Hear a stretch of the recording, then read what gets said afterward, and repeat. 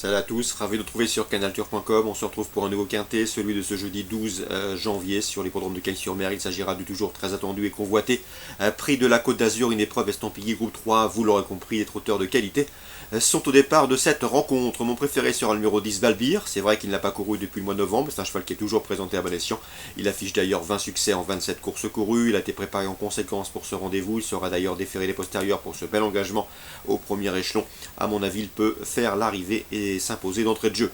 L'opposition a toutefois fière allure avec le 4 Cœur Baroque qui vient de prouver sa bonne forme en s'imposant Vincennes dans le bien composé prix d'Angoulême. Il effectue un long déplacement avec des prétentions.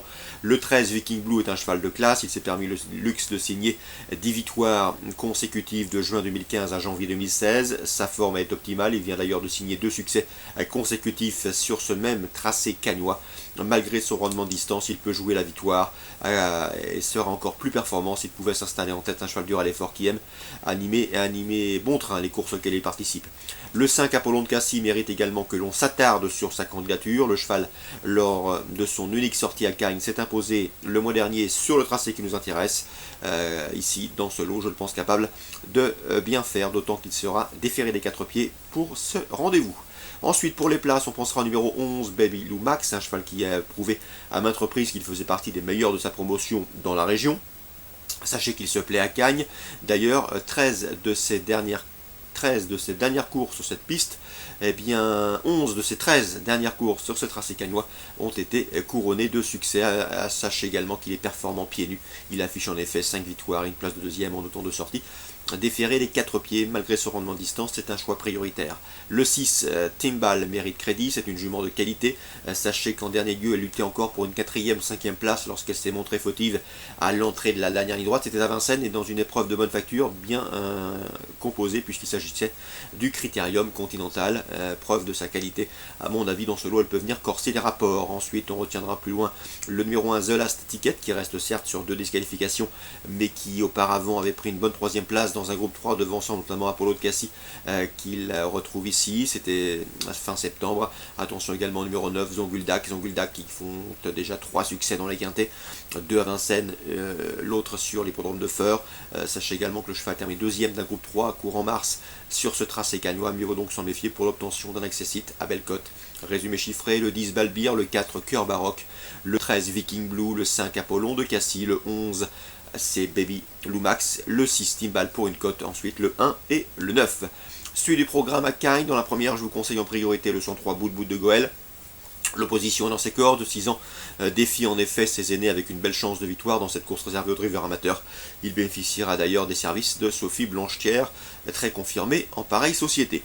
Dans la troisième, j'aime beaucoup le 303 Buzz The Slide, qui a collectionné les victoires l'an dernier sous la selle. À mon avis, dans ce lot, c'est un choix prioritaire, en compagnie du 307, également Blaise du Vivier, lui aussi est confirmé autre montée, jugé plus tôt. En 8 courses courues sous la selle, il affiche 6 victoires et une place de deuxième. Difficile de lui reprocher quoi que ce soit. 303 et 307 pour un éventuel trio, on pourrait leur associer le 309 à l'Indocagne. Le cheval est au mieux et surtout il débute sous la selle avec de sérieuses prétentions. Dans la 9e, je vous conseille surtout le 902 Atis de la Douce, un bon cheval qui s'est mis en évidence notamment l'été dernier sur cette piste cagnoise. Dans ce lot, l'opposition dans ses cordes, il a hérité d'un bon numéro derrière les ailes de l'autostart. L'occasion lui est donc donnée de refaire parler de lui et de redorer son blason. Le 902 Atos de la Douce. Concernant Nantes en Réunion 3, je vous conseille en priorité dans la première le 107 et Salut. À mon avis, c'est un point d'appui tout à fait indiqué. Le cheval a débuté victorieusement sur l'hippodrome de Pontchâteau en début de mois et sera revu avec un vif intérêt. Dans la suivante, attention, 215, c'est Véloce du Léon, le cheval est au mieux, il vient de s'imposer en société plus relevée. Sachez également que sa dernière sortie à ce niveau, celui des courses pour amateurs, a été couronné de succès, difficile d'aller contre. 215 Véloce du Léon. Dans la 4e, attention, 412 Denver de Vandel, à mon avis c'est un lauréat en puissance. Le cheval a remporté ses 2 premières sorties publiques, ensuite il a tenté la voiture à Vincennes. Et là, le cheval a été gêné, ce qui lui coûte un meilleur classement ici. Il retrouve l'occasion de renouer avec le succès. 412 Denver de Vandel. Dans la suivante, le 516 Cristal de Lupin mérite crédit, c'est un cheval d'une louable régularité depuis ses premiers pas en compétition. Il affiche déjà 9 podiums, dont 4 victoires en 10 courses courues, soit du 90% parmi les 3 premiers. Sachez également que pour ses débuts sous la selle à Vincennes, il a pris une bonne 2e place. Bref, c'est un cheval qui devrait pouvoir s'imposer, le 516 Cristal de Lupin, écurie Marmion.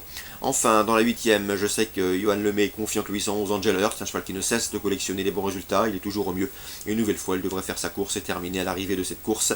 Je lui associerai le 810 au-delà de Boer. Sébastien Poilane, son entraîneur, m'a indiqué que le cheval était en forme, qu'il faisait bien l'hippodrome de Nantes et rien ne s'opposait à ce qu'il confirme sa dernière sortie. Donc 811 et 810, des chevaux à mettre en priorité dans vos jeux, que ce soit combiné en trio ou en multi dans ce 8e rendez-vous nantais. Donc pour Nantes, Réunion 3, on résume tout ça. La première, le 107. La deuxième, le 215. La quatrième, le 412. La cinquième, le 516. Et la huitième, le 11 et le 10. Excellent jeu à tous. Bonne journée. Rendez-vous demain pour une nouvelle émission.